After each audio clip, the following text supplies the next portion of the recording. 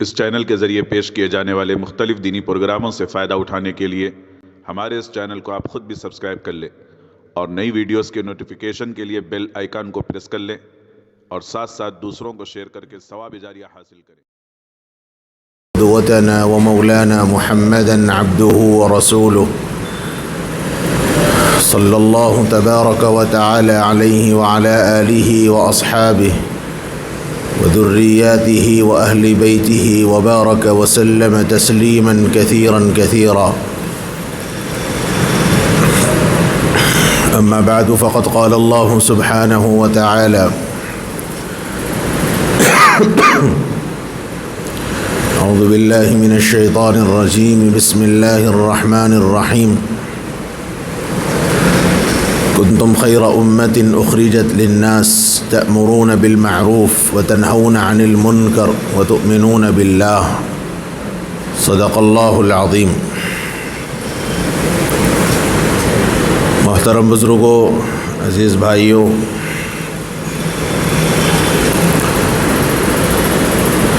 اس وقت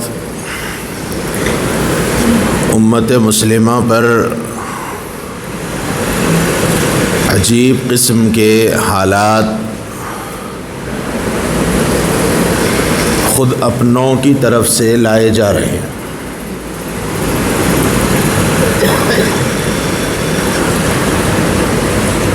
اور یہ قیامت کی مختلف نشانیاں جو رسول اللہ صلی اللہ علیہ وسلم نے بیان فرمائی ہیں، احادیث کے ذخیرے میں جس کا ذکر ملتا ہے، ان میں سے ایک ہے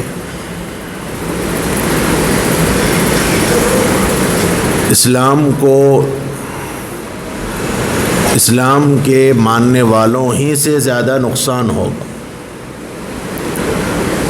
اور یہ حقیقت میں اسلام کو صحیح معنوں میں ماننے والے نہیں ہیں، بلکہ وہ اسلام کا نام لیتے ہیں۔ حدیث پاک کے اندر رسول اللہ صلی اللہ علیہ وآلہ وسلم نے خاص طور پر یہ بات فرمائی کہ وہ دین کا لبادہ اوڑھ کر، دین کی شباہت اختیار کر کے وہ دین کے خلاف کام کریں گے۔ یہ احادیث صحیحہ کے اندر یہ باتیں موجود ہیں، بلکہ بعض روایات میں تو رسول اللہ صلی اللہ علیہ وسلم نے یہ بات تک فرمائی کہ اس زمانے میں اس وقت کے علماء اور اس وقت کے دیندار لوگ جو لباس پہنیں گے، جہال جاہل لوگ وہ لباس پہن کر بھی لوگوں کو گمراہ کریں، اور عام آدمی یہ فرق نہیں کر پائے گا کہ یہ عالم ہے کہ غیر عالم ہے، لہذا وہ خود بھی گمراہ ہوں گے، دوسروں کو بھی گمراہ کریں گے۔ یہ حضور نے فرمایا، ترمذی شریف کی روایت ہے۔ اس لیے اسلام کا سب سے بنیادی ماخذ، جس پر پورے اسلام کی بنیاد ہے یا اسلام کی پہچان ہے، وہ دو چیزیں ہیں، ایک قرآن اور دوسرا سنت رسول۔ اللہ کے نبی صلی اللہ علیہ وسلم نے ایک نہیں دسیوں روایات کے اندر یہ بات فرمائی ہے کہ علیکم بسنتی وسنت الخلفاء الراشدین المہدیین عضوا علیہا بالنواجذ۔ اور ایک روایت میں حضور اکرم صلی اللہ علیہ وآلہ وسلم نے فرمایا کہ میں تمہارے درمیان دو چیزیں چھوڑ کر جا رہا ہوں، ترکت فیکم امرین۔ اللہ کے نبی نے فرمایا کہ میں تمہارے درمیان دو چیزیں چھوڑ رہا ہوں، یعنی یہ میری ساری زندگی کا، میری ساری محنت کا، یہ میری پوری لگن اور مشقت کا، 23 سالہ میری نبوت کے پورے دور کا حاصل اور خلاصہ ہے۔ اور حضور نے یہ بات فرمایا کہ جب میں اس دنیا سے جا رہا ہوں تو اب میں تمہارے درمیان دو چیزیں چھوڑ کر جا رہا ہوں. دیکھیے اگر اس انداز کو ہم غور کریں تو آپ اس کو محسوس کر سکتے ہیں کہ ایک انسان ہے، اس نے زندگی پر تجربہ کیا، محنت کی، کمائی حاصل کیا، اپنے بینک بیلنس رکھا، پراپرٹی بنائی، جائیداد بنایا، اور جب اس کو یہ احساس ہوا کہ اب میں الحمدللہ بہت کچھ کر لیا، تو اب وہ اپنے اولاد کے درمیان، اپنے بچوں کے درمیان جب وہ تقسیم کرنا چاہتا ہے تو عام طور پر ایک باپ اپنے بیٹوں کو بلا کر یوں کہتا ہے کہ بیٹا یہ میری اپنی محنت کا حاصل اور خلاصہ ہے، دیکھو یہ چیزیں میں تمہارے لیے چھوڑ رہا ہوں، یہ چیزیں میں تم کو دے رہا ہوں، گویا تم اس کو اختیار کرو اور تم اس کو اپنا لو، اس کے نتیجے میں تمہارا فائدہ ہوگا. اللہ کے نبی نے ترکت فیکم امرین فرمایا کہ میں تمہارے درمیان دو چیزیں چھوڑ رہا ہوں. گویا یہ میری ساری زندگی کا حاصل اور خلاصہ ہے، یہ میری پوری ساری محنت کا نتیجہ ہے، یہ میری ساری نبوت کا مقصد ہے کہ میں دو چیزیں تمہارے درمیان چھوڑ رہا ہوں. پھر فرمایا ان تمسکتم بہما، کہ اگر تم ان دونوں کو مضبوطی کے ساتھ پکڑو گے تو لن تضلوا من بعدی، میرے بعد ہرگز گمراہ نہیں ہو. اللہ کے نبی نے دو باتیں فرمائی، ان تمسکتم بہما لن تضلوا بعدی، کہ اگر تم ان دونوں چیزوں کو مضبوطی کے ساتھ پکڑو گے، گویا یہ اختیار کرنا، ان چیزوں کو اپنی زندگی میں لانا، ان چیزوں کو اپنانا، یہ اللہ کے نبی نے امت کو حکم دیا کہ اگر تم ان دو چیزوں کو مضبوطی کے ساتھ پکڑے رہو گے، اپنی زندگی میں اپناؤ گے، اس کے مطابق زندگی گزارو گے، یہ دو چیزوں پر اپنے آپ کو اگر چلاؤ گے، تو آقا نے فرمایا کہ لن تضلوا بعدی، کہ میرے بعد تم ہرگز گمراہ نہیں ہو سکتے. عربی جاننے والے جانتے ہیں کہ جو لن کا لفظ ہے عربی میں، یہ کسی چیز کی نفی کے واسطے، کسی چیز کو رد کرنے کے واسطے، کسی چیز کے انکار کرنے کے واسطے، اور انکار میں بھی شدت، انکار میں بھی تاکید، ہرگز تم گمراہ نہیں ہو سکتے. اور یہ بات وہ ذات فرما رہی ہے جن کے بارے میں میرا، آپ کا، ہر مسلمان کا اعتقاد ہے، ایمان ہے، یقین ہے کہ ساری دنیا کی بات جھوٹی ہو سکتی ہے لیکن ان کی بات جھوٹی نہیں ہو سکتی. ہر مسلمان کا ایمان ہے. اور اتنے چیلنج کے ساتھ اور اتنے یقین کے ساتھ میرے آقا نے فرمایا کہ اگر تم ان دو چیزوں کو مضبوطی کے ساتھ پکڑے رہو گے، فرمایا ہرگز تم میرے بعد گمراہ نہیں ہو سکتے. اور اس کے بعد حضور نے فرمایا کتاب اللہ و سنت رسولہ، او کما قال علیہ الصلاۃ والسلام، فرمایا ایک اللہ کی کتاب اور دوسری اس کے رسول کی سنت. یہ دو چیزیں اس امت کے ہر فرد کے واسطے، قیامت تک آنے والے ہر انسان کے واسطے اللہ کے نبی صلی اللہ علیہ وسلم نے حد فیصل قرار دیا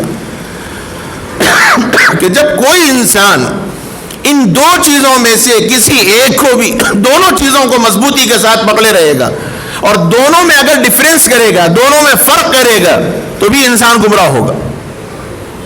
اگر صرف قرآن کو مانے گا، حدیث کو نہیں مانے گا، تو بھی انسان گمراہ ہے بلکہ کافر ہے. اور ایک زمانہ آئے گا ایسا، اللہ کے نبی صلی اللہ علیہ وسلم نے فرمایا کہ ایک وقت ایسا آئے گا کہ لوگ مسیحیوں پر ٹیک لگائے بیٹھے ہوں گے، اور ان کے سامنے جب وہ چیزیں بیان کی جائیں گی جو حلال ہیں، وہ چیزیں بیان کی جائیں گی جو حرام ہیں، تو وہ یوں کہیں گے کہ ہم اس کو کتاب اللہ میں تلاش کریں گے، اور وہ چیزیں اگر کتاب اللہ میں نہیں ملیں گی تو صاحب کہیں گے ما وجدناہ کتابا، ہم نے اس کو کتاب میں نہیں پایا. اور پھر حضور نے فرمایا کہ یہ ایسے لوگ ہوں گے کہ دین ان کے حلق سے نیچے بھی نہیں اترا ہوا ہوگا. یعنی جب تک حدیث کو نہیں مانے گا انسان گمراہ ہے. اور ایسے لوگوں کو اہل قرآن کہتے ہیں، جو ہے یہ طبقہ آج بھی موجود ہے جو قرآن کو مانتا ہے، وہ کہتا ہے حدیث کی ضرورت نہیں ہے، قرآن ہی اصل سب کچھ ہے. تو یہ ایسے ہی گمراہ ہیں جیسے قرآن کو نہیں ماننے والا گمراہ ہے. زندہ مثال سب کے سامنے ہے. اللہ تعالیٰ اپنی قدرت کے مظاہرے کچھ ایسے فرماتے ہیں، جس نے دعویٰ کیا کہ قرآن کی 26 آیتوں کو نکال دیا جائے، سب نے دیکھا اس کا حال کیا ہوا، اللہ نے اس کو دائرہ اسلام سے نکال دیا۔ یہ اللہ کی سنت ہے اور قدرت ہے اللہ کی۔ جب آدمی سنت اللہ کے خلاف جائے گا، اللہ کی سنت کے خلاف جائے گا، اللہ تعالیٰ بڑے باغیرت ہیں اور وہ اپنی غیرت کا ایسا مظاہرہ کرتے ہیں کہ انسان سوچ بھی نہیں سکتا۔ دنیا اور آخرت کی لعنت اس کے حق میں مقدر کر دی جاتی ہے۔ تو اگر کوئی قرآن کو مانتا ہے احادیث کو نہیں مانتا، یا احادیث کو مانتا ہے قرآن کو نہیں مانتا، تو دونوں بھی گمراہ ہیں۔ اس لیے فرمایا دو چیزیں بڑی اہم ہیں، اگر ان دونوں میں سے ایک کا بھی انکار کر دو گے تو فرمایا کہ ہرگز تم میرے بعد ہدایت نہیں پا سکتے، اور ان دونوں چیزوں پر اگر عمل کرو گے تو ہرگز گمراہ نہیں ہو سکتے۔ ایک ہے اللہ کی کتاب اور دوسرے ہے اس کے رسول کی سنت۔ اور میں نے یہ بات غالباً اس سے پہلے کسی موقع پر عرض کی تھی کہ سنت کس کو کہیں گے؟ سنت حدیث کا نام نہیں ہے، سنت ہے وہ طریقہ جو حضور اکرم صلی اللہ علیہ وسلم سے ثابت، وہ طریقہ جو صحابہ سے ثابت، وہ طریقہ جس پر مسلمان عمل پیرا ہوں، وہ سنت۔ الطریقہ، سنت کی عام طور پر کتابوں میں جو تعریف کی جاتی ہے وہ یہ ہے کہ وہ طریقہ جو امت میں رائج ہو، امت میں جو معمول بہا ہو، وہ سنت ہے۔ اس لیے اللہ کے نبی صلی اللہ علیہ وسلم نے سنت کی تشریح کی، علیکم بسنتی وسنت الخلفاء الراشدین المہدیین، فرمایا کہ تم میرا طریقہ اور میرے خلفاء کا طریقہ، جن کی ہدایت دے دی گئی، جن کی رہنمائی کر دی گئی، ان کا طریقہ بالکل صحیح ہے، اس طریقے کا تم اختیار کرو، اور جب یہ طریقہ اختیار کرو گے تو فرمایا کہ تم کبھی گمراہ نہیں ہو سکتے۔ اور آگے فرمایا عضوا علیہا بالنواجذ، نواجذ عربی میں اصل میں کچلی کے دانت کو کہتے ہیں، جو دانت لمبا ہوتا ہے اور اس کی پکڑ بڑی سخت ہوتی ہے، دوسرے دانتوں کے مقابلے میں جو لمبا دانت ہے اس کی پکڑ بڑی سخت ہے۔ حضور نے فرمایا کہ اس پر ایسے مضبوطی کے ساتھ پکڑو جیسے کوئی کچلی کے دانت سے پکڑتا ہے، یعنی زندگی کے اندر اس کو اختیار کرو۔ اس لیے ہم سب کے واسطے، قیامت تک آنے والے ہر انسان کے واسطے جو چیز بتلائی گئی ہے وہ ہے قرآن اور حدیث، قرآن اور طریقہ رسول۔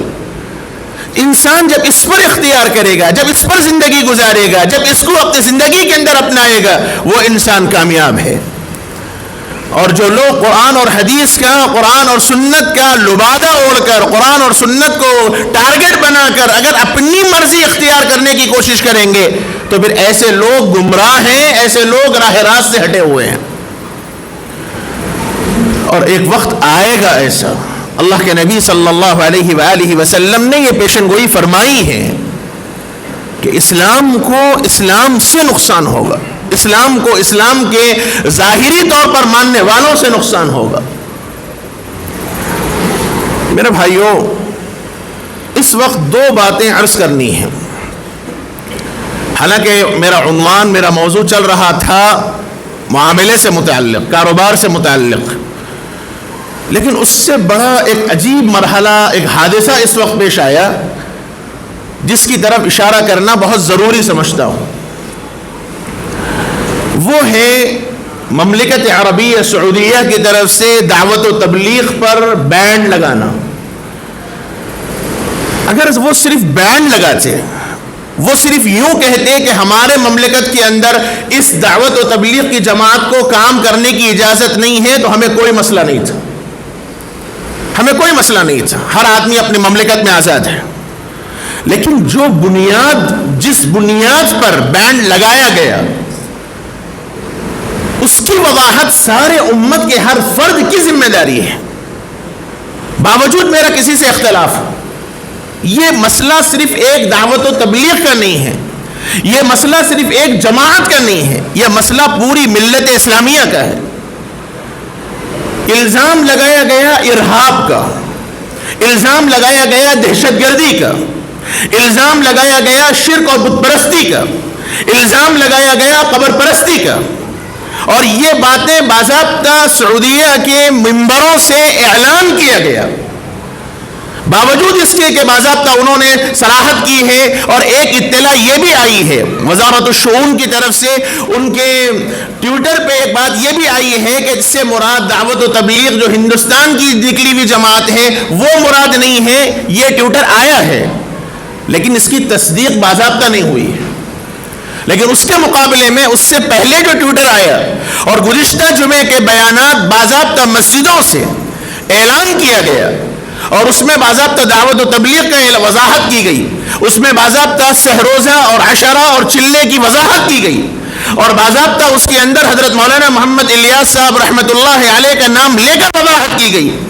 ان سب وضاحتوں کے بعد اگر یہ کہا جائے کہ اس سے مراد ساؤتھ افریقہ کی ایک جماعت جو دہشت گردی کا کام کرتی ہے، جس کو احباب نام دیا گیا، وہ مراد لیا جا رہا ہے، جبکہ اس ٹویٹر کی ابھی کوئی تصدیق نہیں ہوئی.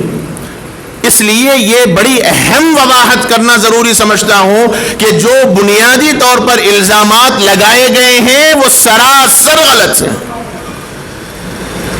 کیونکہ جس دعوت کا، جس جماعت کا مقصد ہی اللہ کے بندوں کو اللہ تک پہنچانا ہے،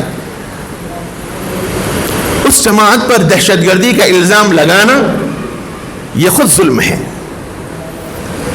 ہو سکتا ہے کہ آپ میں سے کوئی ہو جن کو دعوت و تبلیغ سے اعتراض ہو تو ہو، مجھے اس سے کوئی مسئلہ نہیں، مجھے دعوت و تبلیغ کے بعض باتوں سے اعتراض ہوگا تو ہوگا. لیکن مسئلہ یہاں اس مسئلے پر ہے کہ جس اسلام کی ایک جماعت کو، اسلام کے ایک ماننے والوں کو دہشت گردی کا جو الزام اپنوں نے لگایا ہے، ایک دو نہیں لاکھوں لوگوں، بلکہ اگر میں کہوں تو پوری دنیا کے لا تعداد لوگوں پر شرک اور بت پرستی کا اور مشرک بنا دیا گیا. ایک الزام لگایا گیا کہ مشرک ہیں، شرکیہ کام کرتے ہیں، قبر پرستی کرتے ہیں، اور اس کے نتیجے میں مشرک ہو گئے. تو جتنے لوگ دعوت و تبلیغ سے منسلک ہیں، دعوت و تبلیغ سے اعتقاد رکھتے ہیں، دعوت و تبلیغ سے محبت رکھتے ہیں، گویا ان سب پر مشرک ہونے کا فتویٰ دے دیا گیا.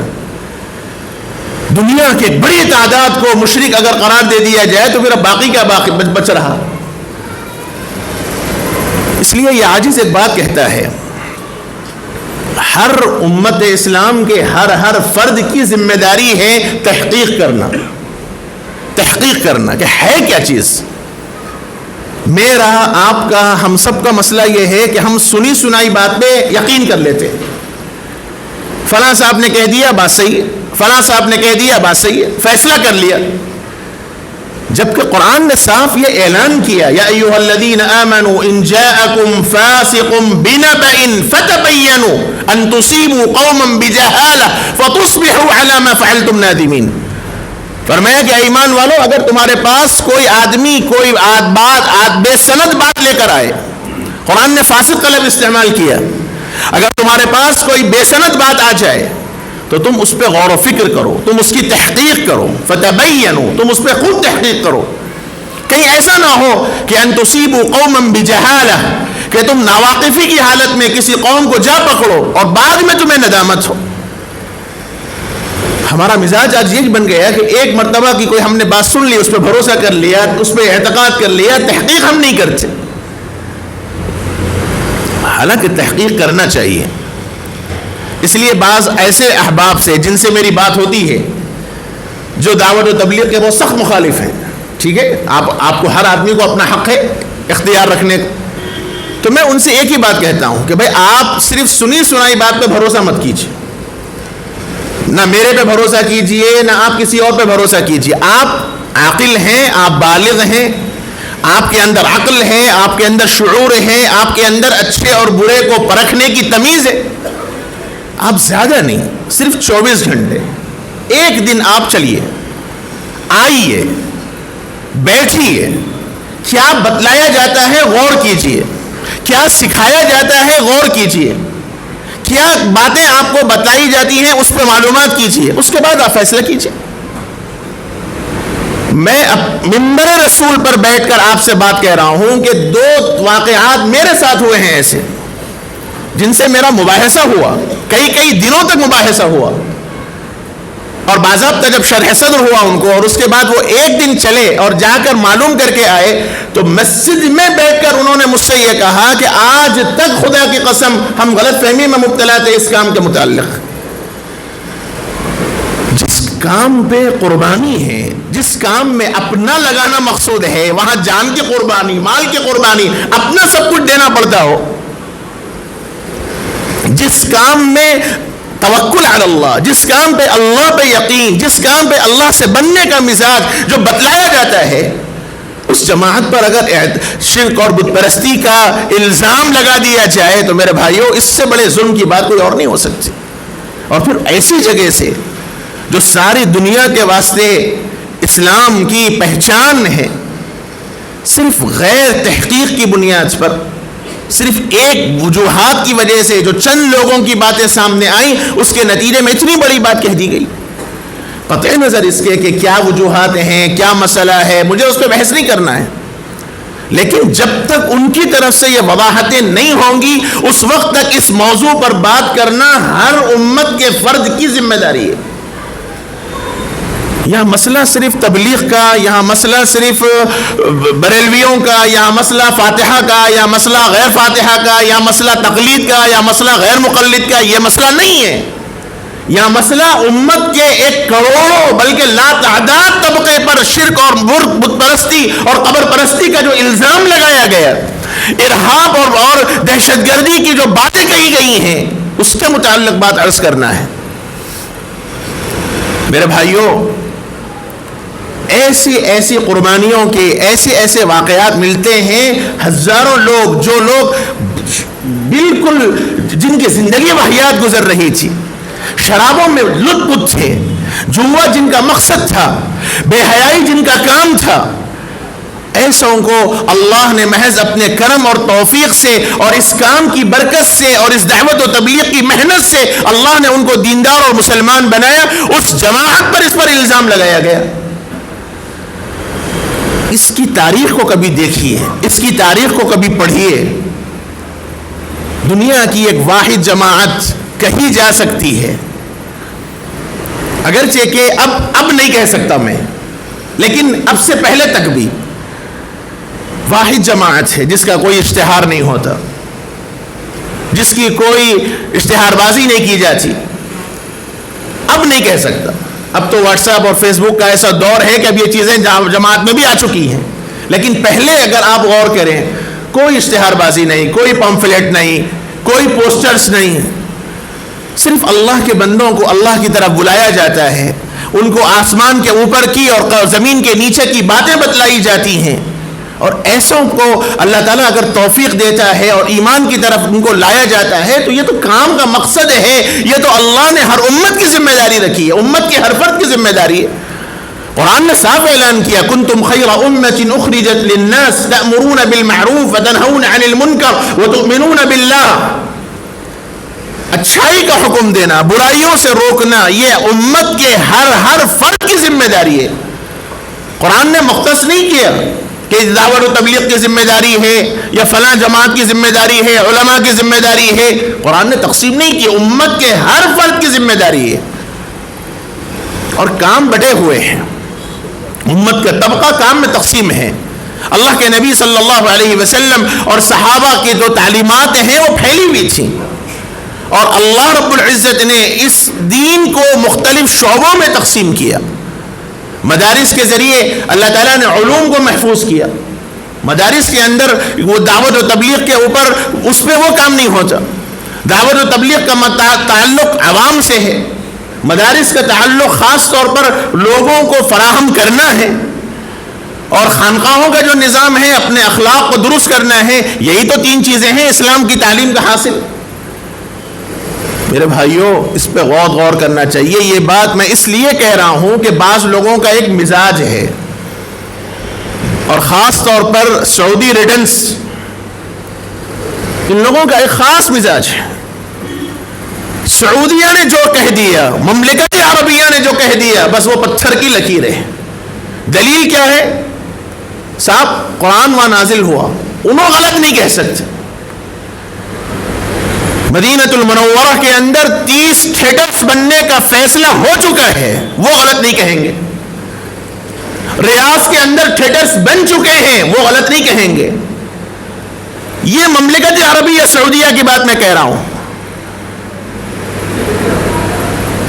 ایک فنکشن ہوا صرف گانے بجانے کا ریاض کے اندر، ایک پہلا لاک ڈاؤن ختم ہوا، اور لاک ڈاؤن کے بعد پبلک پلیس پہ جمع ہونے کا سب سے پہلا کام ہوا فنکشن کے ذریعے گانے بجانے کا کام ہوا.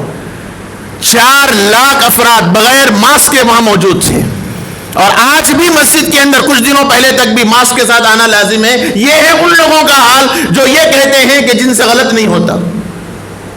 کب تک غلط فہمی میں ہم مبتلا رہیں گے؟ ہمارے واسطے سعودیہ دلیل نہیں ہے، ہمارے واسطے سعودیہ دلیل نہیں ہے، ہمارے واسطے دلیل قرآن اور حدیث ہے. اگر مملکت عربیہ سعودیہ قرآن و حدیث پر عمل کرتا ہے، سنت پر چلتا ہے، وہ ہمارے بھائی ہیں، ہم ان کو مانیں گے. اور اگر وہ قرآن و حدیث کے خلاف باتیں کریں گے، وہ شریعت کے خلاف باتیں کریں گے، تو انشاءاللہ ہندوستان سے سب سے پہلے تنقید کرنے والے علماء کرام ہوں گے، اور ہیں اب بھی موجود اور کر رہے ہیں تنقیدیں. باضابطہ کانسلیٹ کو تحریریں دی گئی، کانسلیٹ کو بتلایا گیا. حضرت مولانا محمد ارشد مدنی صاحب دامت برکاتہم باضابطہ کانسلیٹ جا کر انہوں نے بات کی ہے اس مسئلے پر. علماء خاموش نہیں بیٹھیں گے.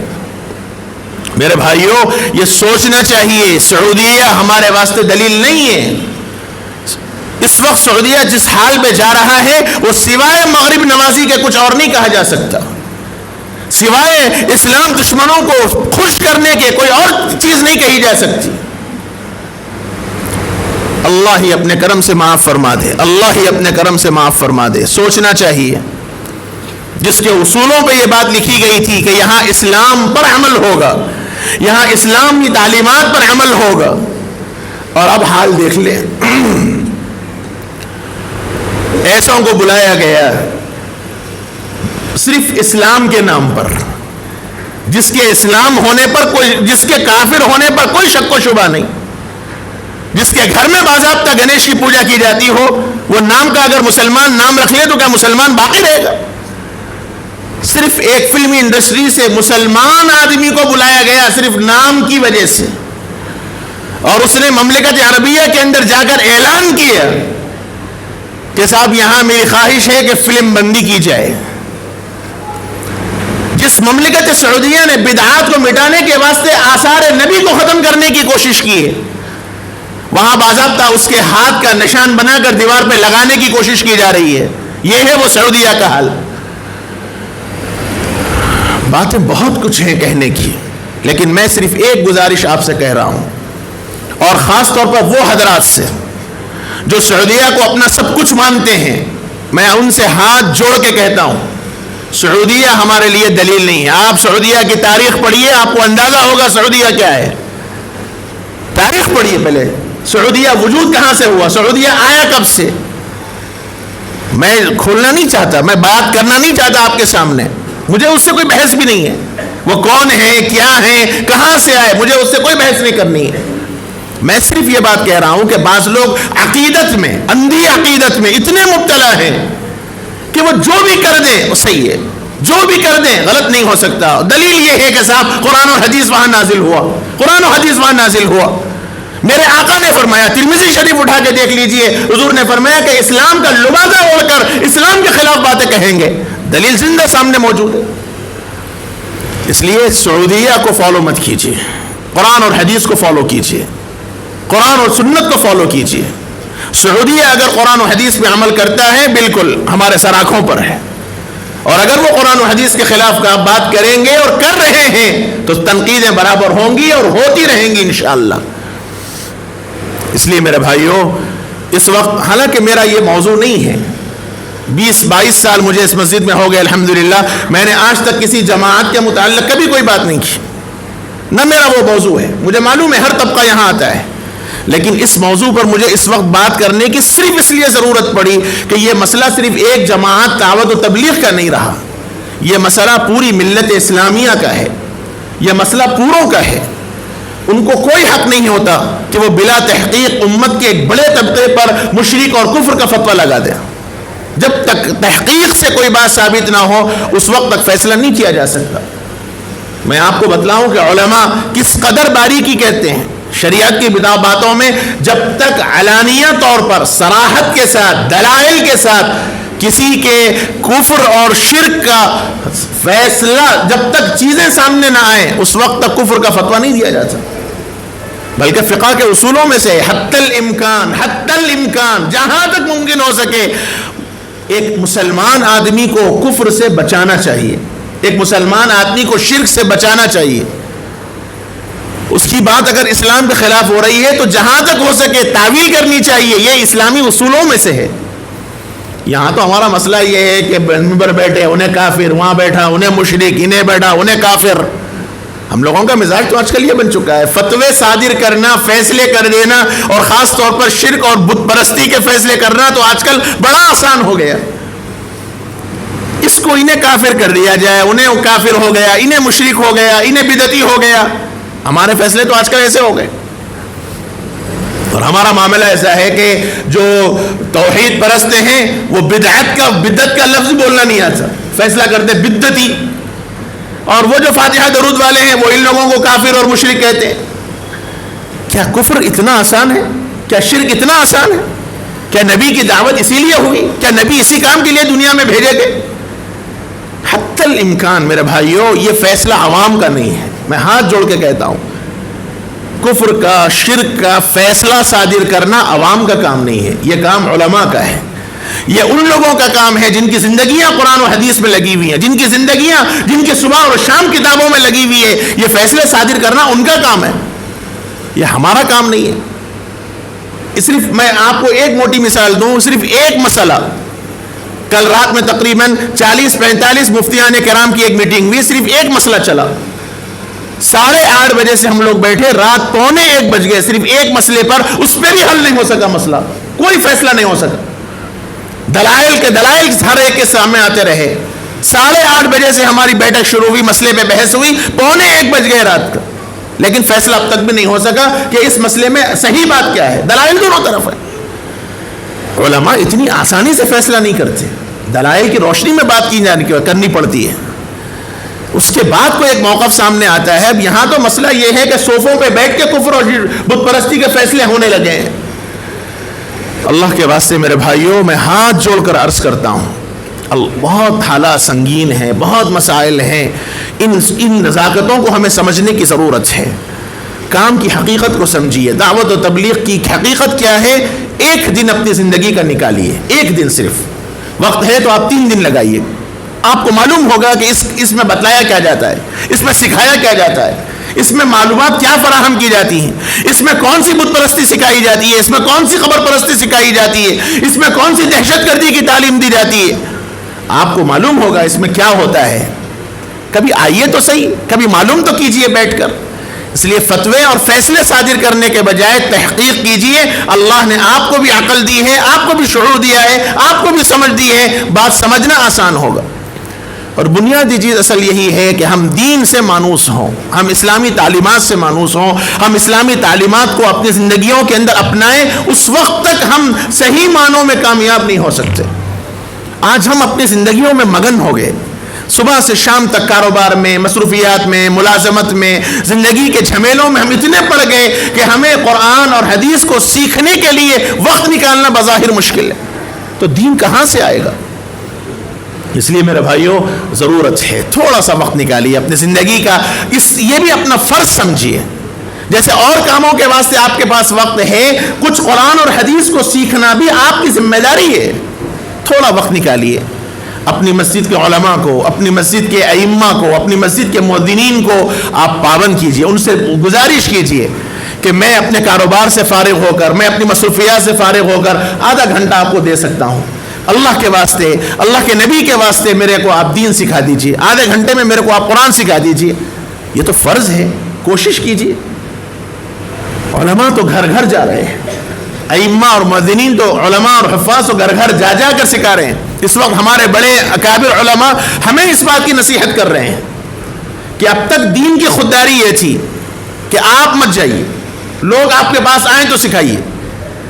لیکن اب ہمارے اکابر علماء یہ کہہ رہے ہیں کہ دین سے بیزاری کا لوگوں کا عالم اب یہ بن گیا کہ اب لوگ آپ کے پاس نہیں آ رہے. نتیجہ یہ کہ اب آپ جائیے, اور مثال دے رہے ہیں ابر کی.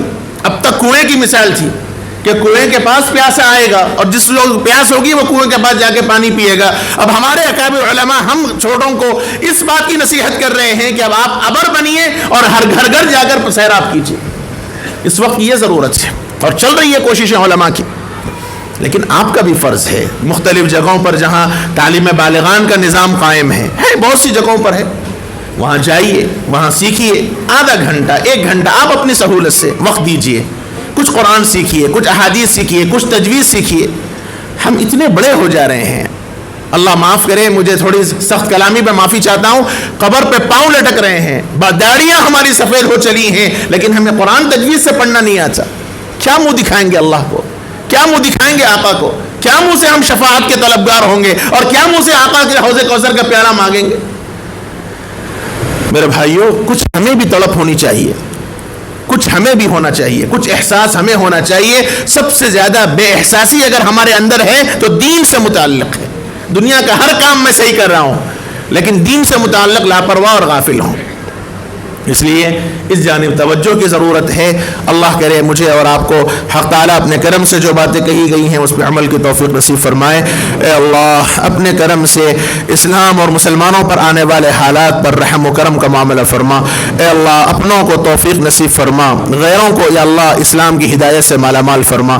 اے اللہ ہم نے جو مانگا وہ بھی عطا فرما, مانگنے سے جو رہ گیا مانگنا چاہیے تھا نہیں مانگ سکے, مالک اپنے خاص کرم سے عطا فرما. ہم میں جو بیمار ہیں اے اللہ ان سب کو شفاء کاملہ عاجلہ دائمہ مستمرہ نصیب فرما. اے اللہ جو مرحوم ہیں ان کی مغفرت فرما, ان کے درجات کو بلند فرما. اے اللہ اپنے کرم سے ہماری دعاؤں کو قبول فرما. وصلی اللہ تبارک و تعالی علی خیر خلقہ سیدنا و نبینا مولانا محمد وعلی آلہ و صحبہ اجمعین والحمد للہ رب العالمین.